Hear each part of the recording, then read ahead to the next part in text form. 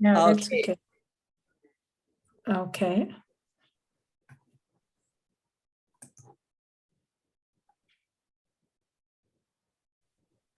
It says recording in progress. Yes, you may begin.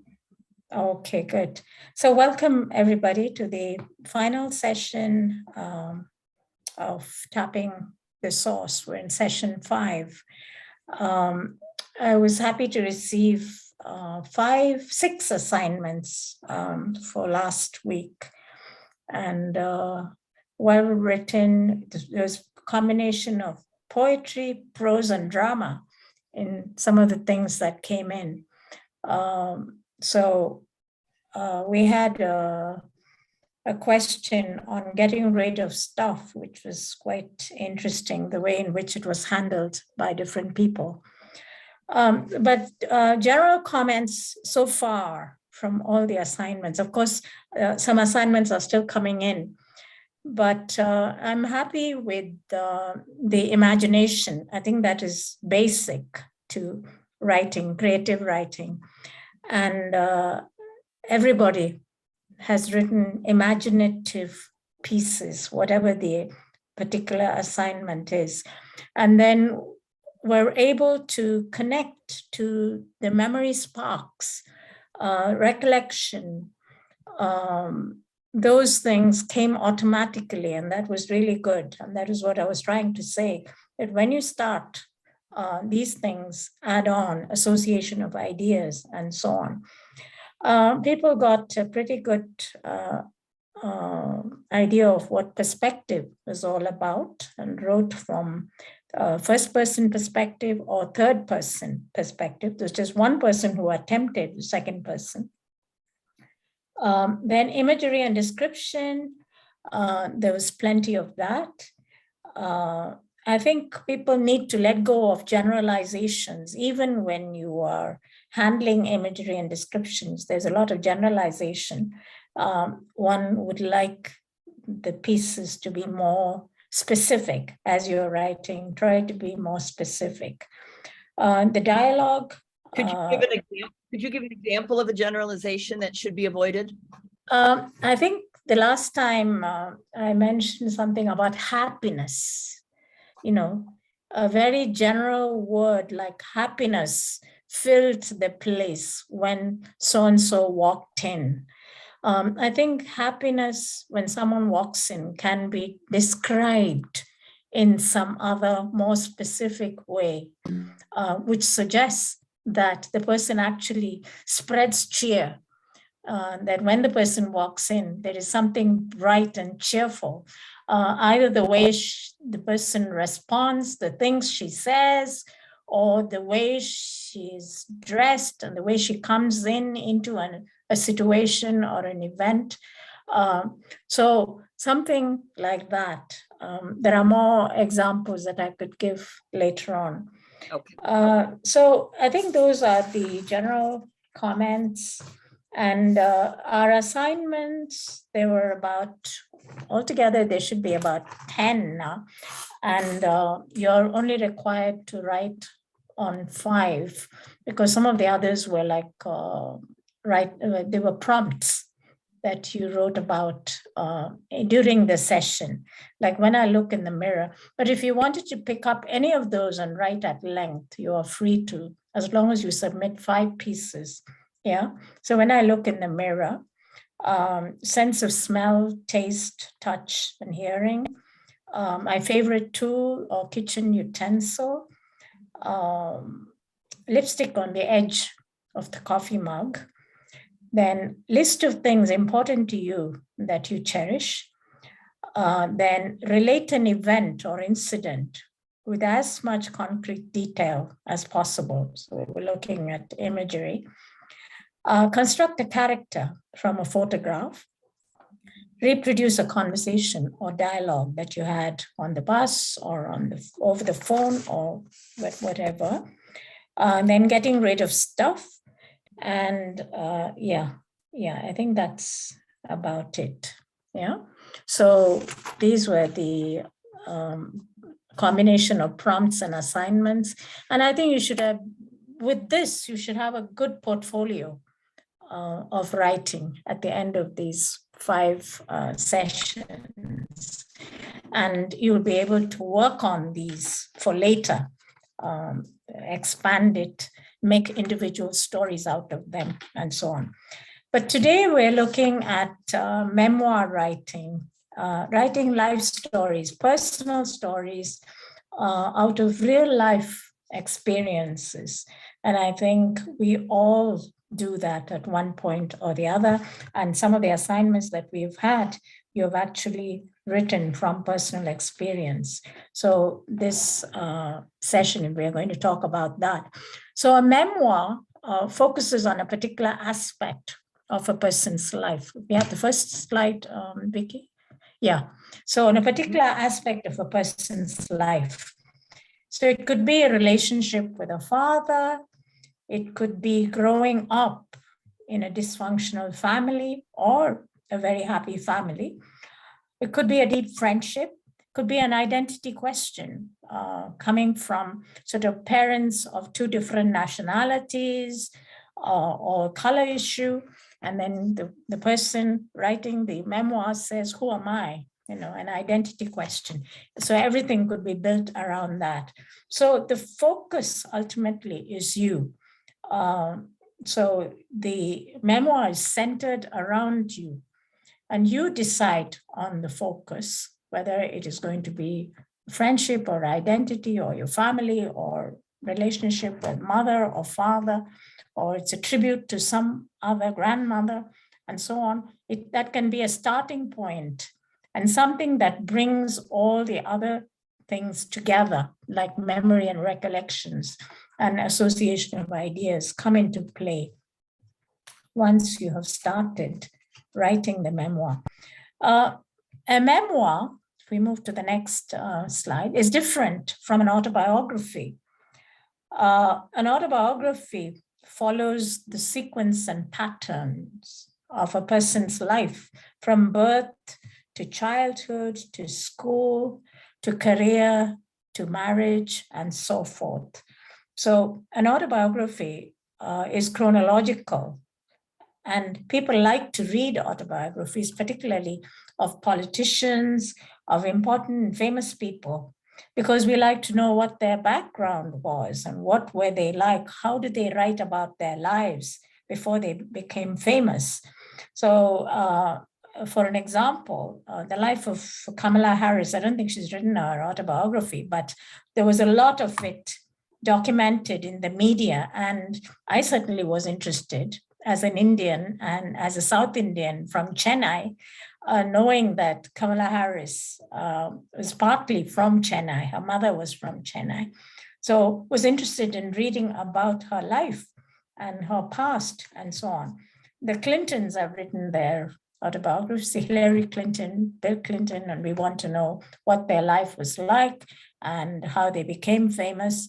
Lady Diana, a lot of people would write about her. She's given interviews and so on. So autobiographies, memoirs too, have become a very popular art form, particularly in the United States. A lot of people write memoirs. I don't know about India. I'm not sure. Do you have any information on that, any of you? There is memoirs and life stories popular in India? I know that if it is like Gandhi's life or life of somebody really famous and important, their life story is written, whether as biographies or autobiographies. But generally speaking, is anyone aware of contemporary persons writing about their life stories? No, ma'am. No. Yeah, I haven't heard of any either, but I know that it's very popular in the United States. It is seen as sort of inspirational and motivational, yeah, to read about somebody's life and what they experienced, what they went through, and then what they achieved, and so on. But the interesting thing is that everybody has a past. The next slide, Vicky. The next slide, thanks.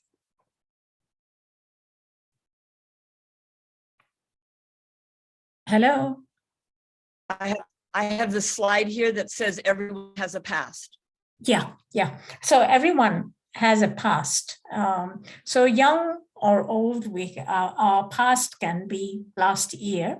Our past can be 10 years back. Our past can be way back.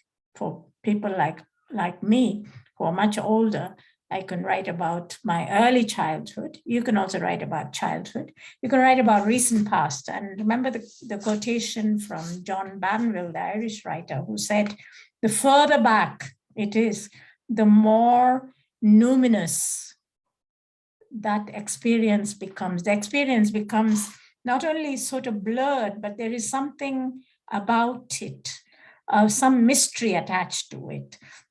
There are shining moments that you want to write about. So when it's a long way away, but the more recent ones, recent experiences are also experiences that we can write about. And those, of course, are closer to us in memory. So we know the details and we can remember the details. Whereas the further back we go, the more we are making up together with what we remember. Yeah, we're not actually producing a photograph of what happened, but it's more like a painting. We take the essence of what happened and then develop it. Yeah, so anyone can write about their past, write about their childhood. We can write about people who were influential in our lives, your grandmother and aunt. I wrote about my grandfather because he lived in this big grand house, and everybody was not afraid of him, but a certain reverence and respect. So you didn't sort of appear in his person just like that. He walked through the house and he had these sort of wooden clogs that he wore as he walked through the house. So you heard him coming. And as soon as you heard him coming, people disappeared, scattered, scampered like mice behind pillars and behind doors, and everyone just disappeared, and we were all silent. And as he walked through, he would sort of stop and hesitate if he hears any sound, because either he hears the bangles or my grandmother would step out from behind a pillar because she has a request. Yeah, she needs to go somewhere, or she needs money for something. And then she would step out and make the request, or one of the daughters would come forward. But it was such an interesting scenario, as I recalled, because even as a child, I would scamper behind a pillar because the others did. As the elders went off and hid behind doors and pillars, I would also go and join them. And that memory stuck with me. So when I wrote about my grandfather, I said he was such a gentle person, spoke softly, had a real authority about him, but there was such reverence on the part of the family towards him, and you just didn't appear in his person and start talking to him. So that's an example of how one can write about certain aspects of a person's life. We can write about, Vicky, do we have the PowerPoint? I don't see it. Oh, I'm sorry. I'm having a little bit of technical difficulty, so please carry on without me. I'm getting reconnected. Oh, okay. It's all right. So there are other things as we recall our childhood. We may want to write about a pet, a dog or a cat that made such a difference to our childhood lives, or a particular incident where your mother traveled and you were left with a relative, and what went on or how you missed your mother. There are so many little memories that one can write about as we write about our personal stories. And we can write about these in the first person. And when we are writing our personal stories, we can look at it and write about it in the same way that we have talked about all creative writing so far. So setting is very important. Can everybody hear me? Yeah, okay. So setting is very important. We need to locate our stories. So where is your story set? Have a map in your head as to where the story is happening. Yeah, is it Vishakhapatnam? Is it somewhere in South India? Is it a little town? You can name the town. You can name a village, whatever it is. Try and locate the story where it is happening. And of course, we've talked about perspective. Even in writing real life experience, we need to have the perspective. How does distance affect our remembering of events? We can remember an event and write about it like a 3-year-old, how the 3-year-old remembers the event. We can now, from a distance of our present situation, look back and write that at that time, you thought a particular event was interpreted in a particular way, but things have changed. Now that you look back on it, you have a different perspective on it because distance affects our remembering of events. Then we recall, we use our memories, we reinvent. When we recall, we embellish our stories. We're not replicating. Yeah, there is a difference. We don't replicate what happened. We cannot replicate what happened, but we can retell a story. Yeah, and in retelling the story, we embellish certain details. We change some other details, and that is perfectly all right. Yeah. So the question arises, does a life story have to be truthful? We can see the slides, Vicky. Yeah. Do I have to be truthful? Do I have to tell a story the way it happened to the minutest detail? The answer is write your story the way you recall it. Yeah. You can only write your story the way you remember it, not the way your brother remembers it or the way your sister remembers it, because the same story can be narrated by two members of a family differently because their memories are telling them different things. They have focused on different things concerning the story. For an example, when we were very young, I think I must have been about 8 years old. My brother was about 6. And he always climbed up a wall that separated our house from the neighbor's house because there were a couple of boys in the next door. And my brother was friends with those boys. So he climbed up the wall and would sit on the wall and talk to those boys. Sometimes they would each jump over on each other's side. And the other family had a German Shepherd, a big dog. It was a friendly dog, but not always friendly.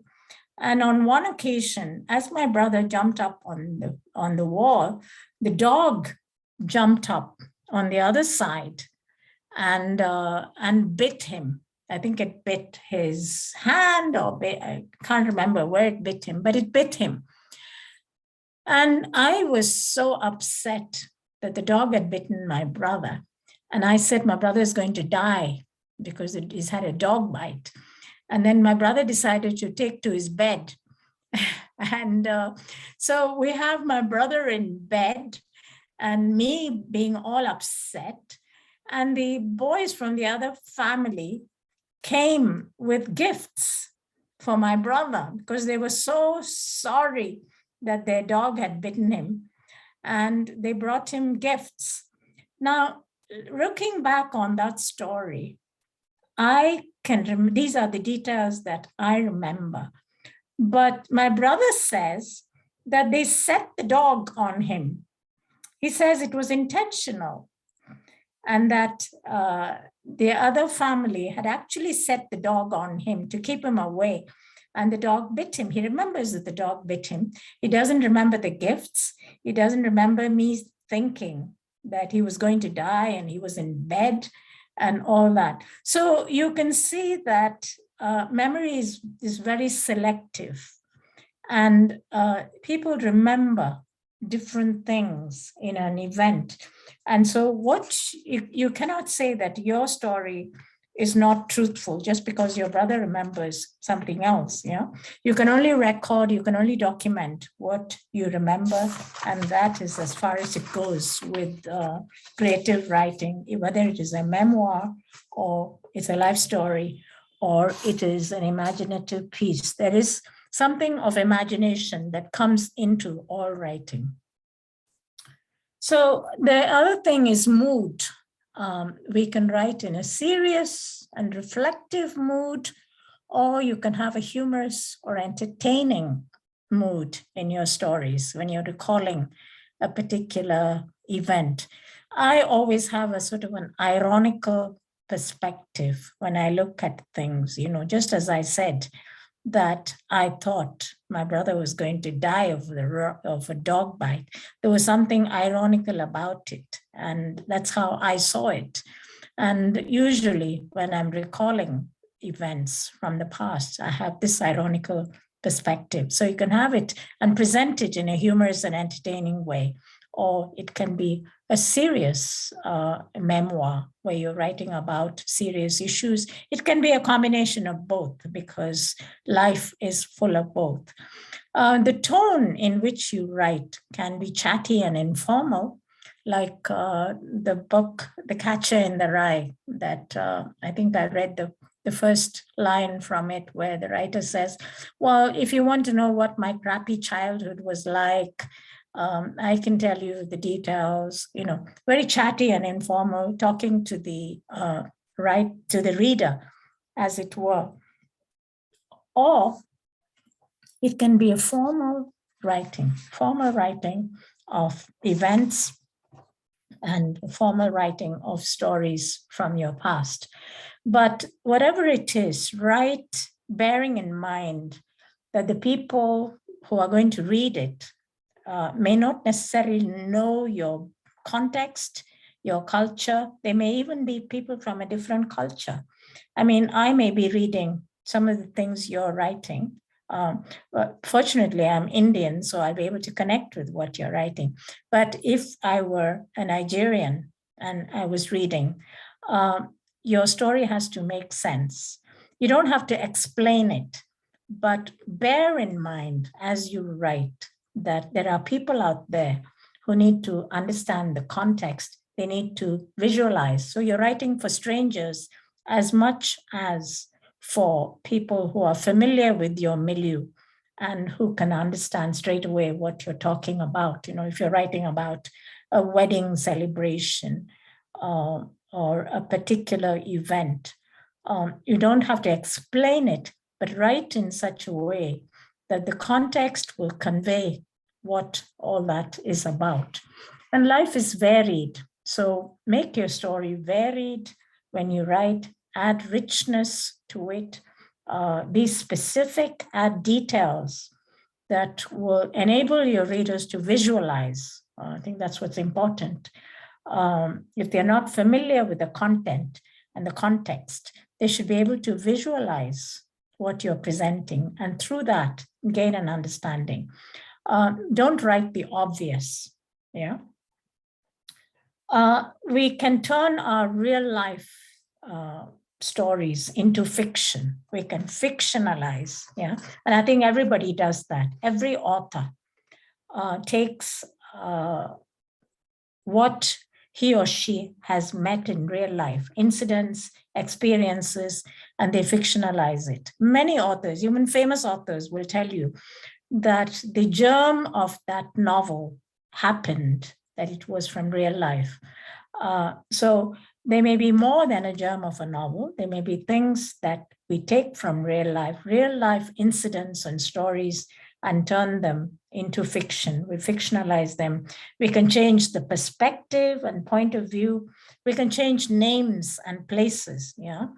And we can put words into the mouths of people who never said those things, and it becomes fictionalized. So it's like a game when you're toying around with personal experiences which are being fictionalized. And it's a very interesting game. It's like a jigsaw puzzle where you place all the pieces and finally they have to come together as a whole. I just have some quotations. The next slide, Vicky. Yes, these are examples from memoirs. The first one is Janet Wall's The Glass Castle. And it is about growing up in a family that was completely falling apart. It was a dysfunctional family. The mother was an artist who didn't care about housekeeping or taking care of the children. The father was completely mad. He was brilliant, but he was crazy. So he sort of took the family around the country. He said, we are running away from paying our bills, so we have to go and live in the desert. So they would go off here. From there, they would pick themselves, go off somewhere else. 3 children and in a station wagon, and they were going about the countryside. And she writes about this family, but she starts off by saying, I was on fire. It's my earliest memory. I was 3 years old, and we were living in a trailer park in a southern Arizona town whose name I never knew. I was standing on a chair in front of the stove, wearing a pink dress my grandmother had bought for me. Pink was my favorite color. I was wearing the dress to cook hot dogs. Now, what does that say about that story? If you just read that first paragraph of that memoir, what would you say? What are the things that strike you about it? Would somebody like to chip in? Any response? Which talking about? I heard Sorry? only memoir. Oh, you didn't hear the quotation? No, ma'am. There was some network issue. I just heard memoir. That's Oh, all. I'm sorry. Okay, it's Janet Wall's The Glass Castle. Okay. Yeah, and that is Yes, the ma'am. quotation there. Let me read it again. I was on fire. Can you hear me? Yes, ma'am. Okay. I was on fire. It is my earliest memory. I was 3 years old and we were living in a trailer park in a southern Arizona town whose name I never knew. I was standing on a chair in front of the stove, wearing a pink dress my grandmother had bought for me. Pink was my favorite color. I was wearing the dress to cook hot dogs. And my question was, what impressions do you get on hearing that? What would you think was the rest of the story going to be about? And what is peculiar about this introduction? Maybe the author is trying to say that when she was 3 years old, since they were living in a trailer park, that means they did not have much money. As Yes. I've gathered from other novels also, those who live in trailers in America, that means they come from a very poor background. So Yes. she had a good favorite dress and she was hungry. Maybe she did not have any adult to help Yeah. her. So she Yes. was trying to cook for herself, and she is not old enough to work around the stove. So she must have caught some fire in her dress, and later Yeah. maybe she must have been saved, but she did have a traumatic memory and maybe Yes. some scars. So she's Yes. starting with that. That's the earliest memory of being on Yes. fire. Yes. Yes, absolutely. So she had a neglected childhood. That's how the children were neglected. Here is this little girl, 3 years old, mind you, in her pink dress, standing on a chair in front of the stove, trying to cook hot dogs. Yeah, she has boiling water and she's dropping these sausages into the boiling water. And what happens? The dress catches fire. So that comes in the subsequent paragraphs where, can you hear me? Yes. Yes, Shubhangi had her hand up. I don't know if you want to address that now. Okay, yeah. No, I just wanted to answer your question that, as to what was the feeling we got on reading the first Yes. paragraph. I thought that the author was like speaking about her life, was looking at her life as if it was an adventure. That's the feeling I got from the first paragraph. As an adventure. Yeah. Yes, you're right. You're partly right, because these children did have a very adventurous childhood, because they did things that children would not normally do. Parents would be more protective. But in this case, at this particular moment, when this little 3-year-old was cooking hot dogs for herself, my mother was painting. She was doing her painting in the next room in the trailer park, in the trailer. And the father was away. And then the dress catches fire and the little girl starts screaming.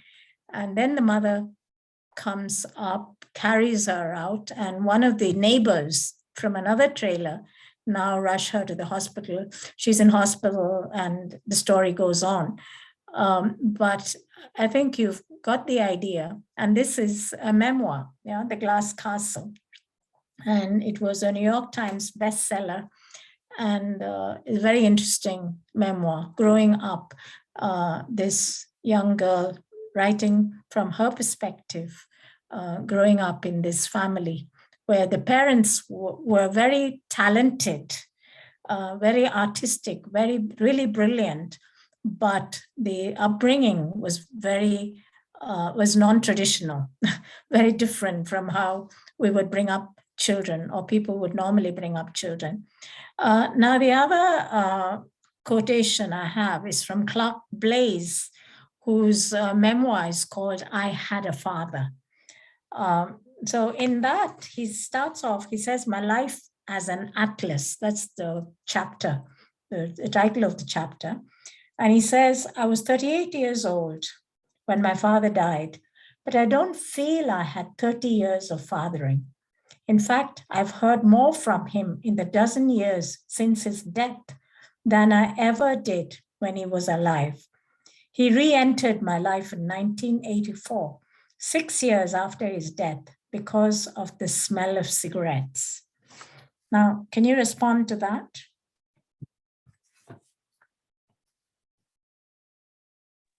Ma'am, Yeah. can you hear me?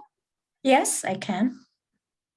Ma'am, maybe I get two mixed feelings from these lines from the book, from the story. It can be Yes. like she misses her father, so Yes. she feels that she did not have enough. The father figure, the life was short, and it wasn't enough how many years she had a father. That can be one thing, and then also that when he was alive, no one remembered him much. Rather than when he died, people started remembering him. And Yes. maybe this line, he re-entered in my life in 1984, Mhm. 6 years after his death, because of the smell of cigarettes. So she Yeah. associates her father with Yeah. cigarettes. Maybe he was a smoker and he died because of cancer. That can be a... Yes. Yes. You're right. You're right. Absolutely. Any other responses to that? Yes, while the author's father was alive, the author didn't feel the presence. Maybe they didn't interact much. Yes. And it's only later, Yeah. because triggered by the smell of cigarettes, that Yeah. the author was probably able to recall certain things about, her father, and like she says that he re-entered her life. Yes, exactly. So during his lifetime, he didn't do much fathering. So the author was pretty much neglected in childhood. He said, I don't feel I had 30 years of fathering. The father was all over the place. But I've begun to hear his voice more and feel his presence more after he died. Because as we've been talking about how memories are triggered by a sense of smell or touch or, of different senses. So the smell of cigarettes, for one thing, has brought the memory of the father.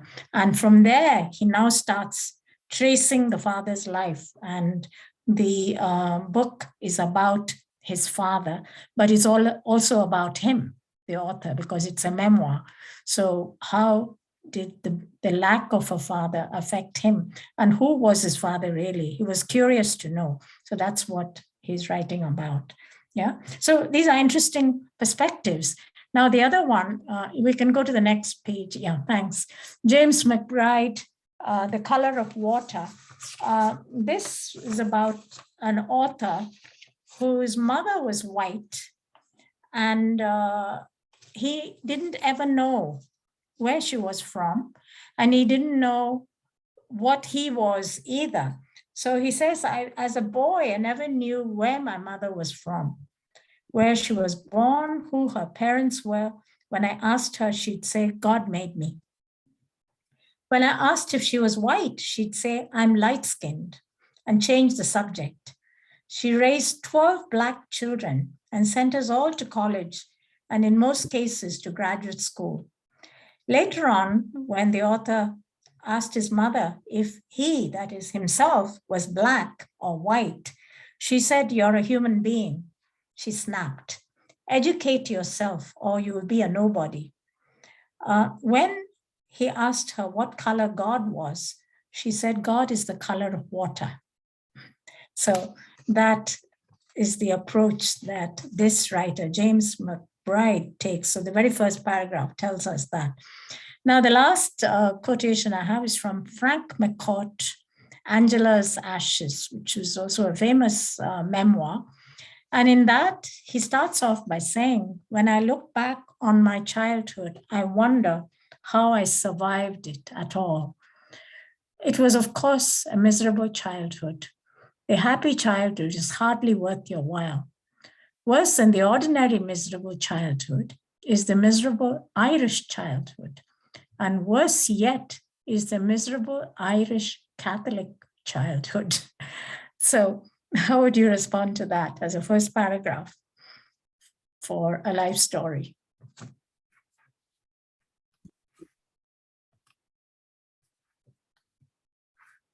Anybody?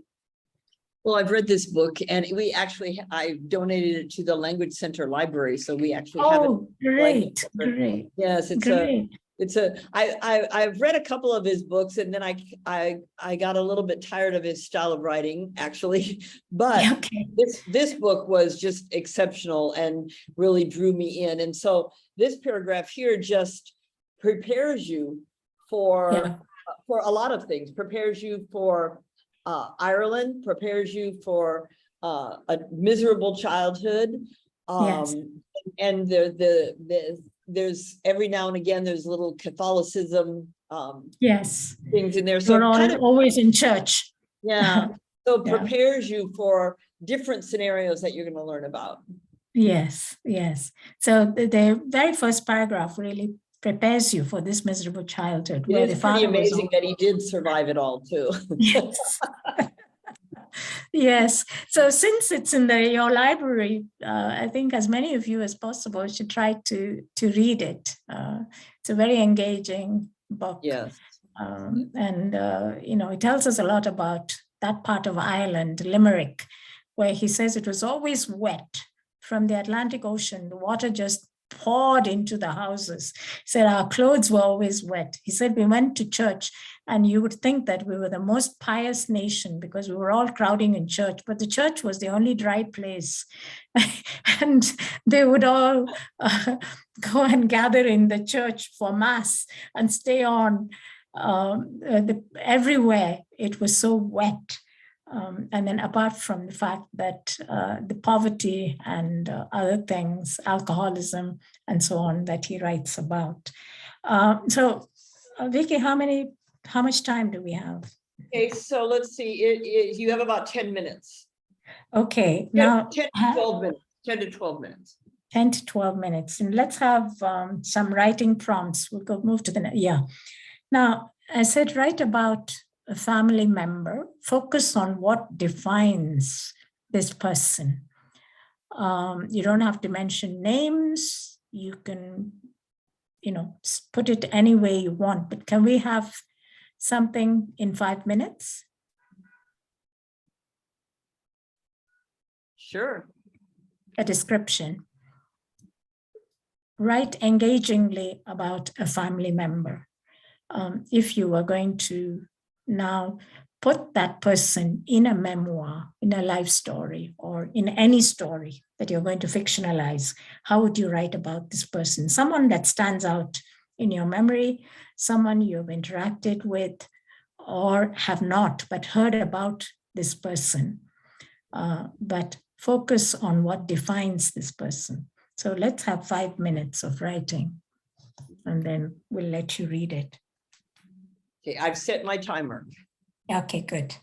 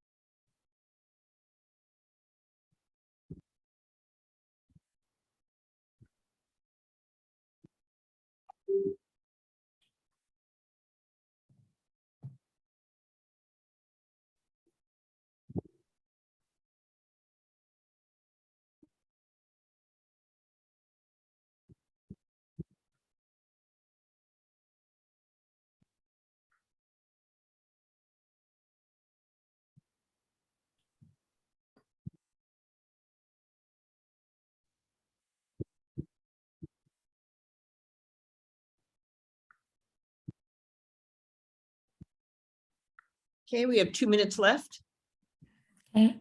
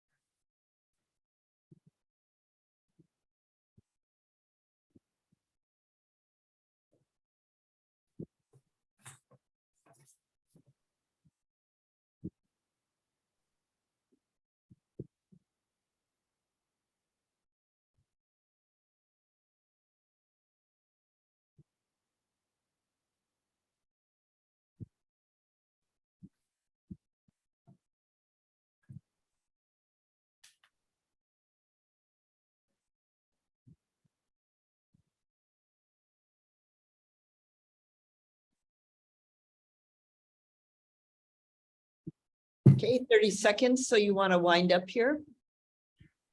Okay. Is anyone ready? Like to? Hamsini has her hand raised. Okay, good. Please, Hamsini, could we hear from you? Okay, I'd like to start. Okay. He was taller than me when I was 1 and I just started walking. He was taller than me when I was 9 and I was the tallest girl in the class.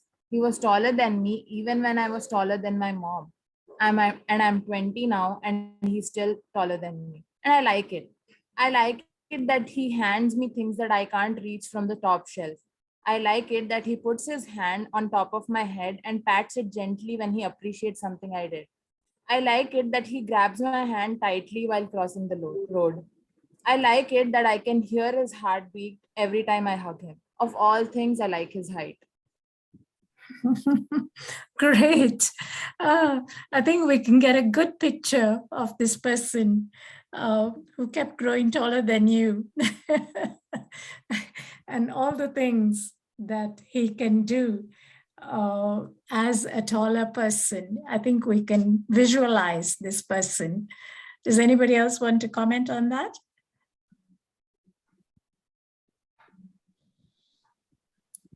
Yeah. Thank you, Hamsini. That was good. I thought it was a poem at first. It sounded like a poem. Anyone else? Swetha wrote one in the chat. Yeah. Yes, ma'am. I wrote in the chat, my mother has a sweet and a high tolerance temper. She is 5'1" in height, has a round, soft face, and has fair complexion. Her hair is always combed back, and she is ready to be helpful for anyone, anytime. She is the warm blanket in a harsh winter, the binding force in me. Sorry, she has that last sentence? She is the binding force in me. She's the binding force in me. Okay. There was one thing you said, which was the generalization. Could you just go back, like the previous sentence? She's helpful. I think. Yes, I think you said she's helpful. Yes, she is ready to be helpful for anyone, anytime. Yes, ready to be helpful for anyone, anytime. As a description, doesn't say much. It sort of falls in with her character, that she's a sweet person, but you can be more specific. You know, when you really get down to it, the way she's helpful. Yeah, you can give a specific incident and then make it more specific. Yeah, that's great. Thanks. Anyone else? Amrita? Naina? Who else is there? Satya? Anita? We have only about 5 minutes left.